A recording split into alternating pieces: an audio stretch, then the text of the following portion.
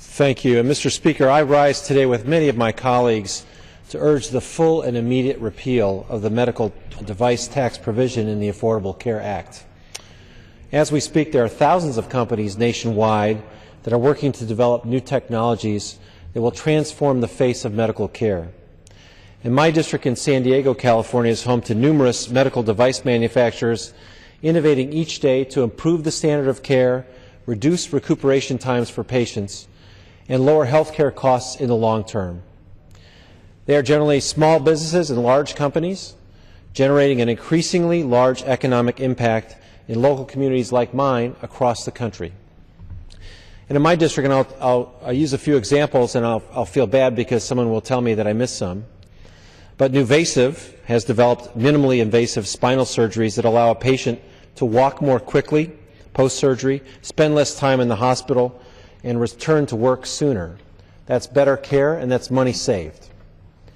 CareFusion creates devices to improve patient care in hospitals. That minimizes mistakes and saves money. ResMed creates unique sleep apnea masks that improve patient health and productivity and reduce the incidence of other diseases associated with poor sleep. And Volcano created a new system that allowed physicians to get images inside arteries in a less invasive and more accurate way, giving a better picture of diseased arteries and how to treat them.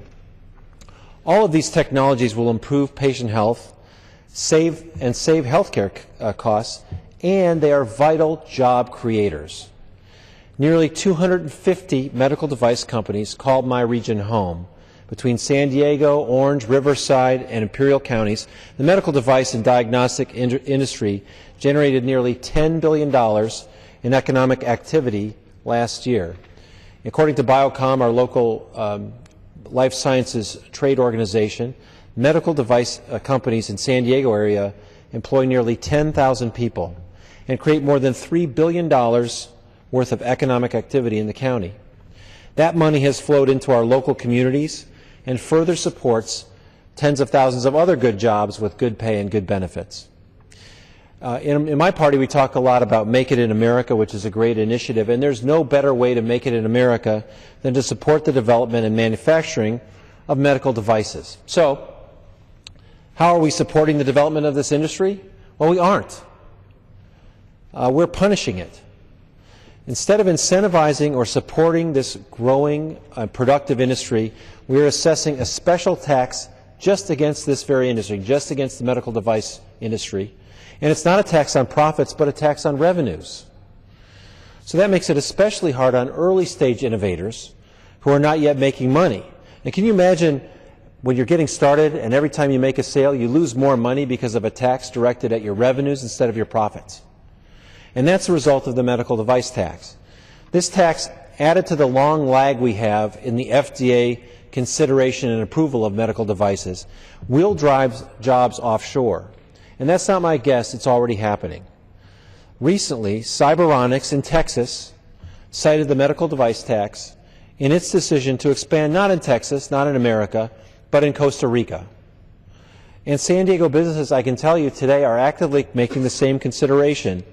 Can we make it here, or do we have to move offshore? Do we have to move these jobs offshore and this innovation offshore? It's time to come to our senses, Mr. Speaker. The examples of technological innovation abound in San Diego and across the country, and we just can't punish our industries at the same time other countries are providing incentives, faster approval times, and incentives to do these, and not taxing this industry in particular, not singling it out for this kind of economic punishment. So let's eliminate this tax, let's support our innovators, and let's keep our American jobs. And I ask that we repeal this tax, and I again thank the gentleman from Minnesota for setting this up and for helping to lead this effort, this bipartisan effort, to keep our American jobs here and keep innovation on our shores. And thank you. I yield back.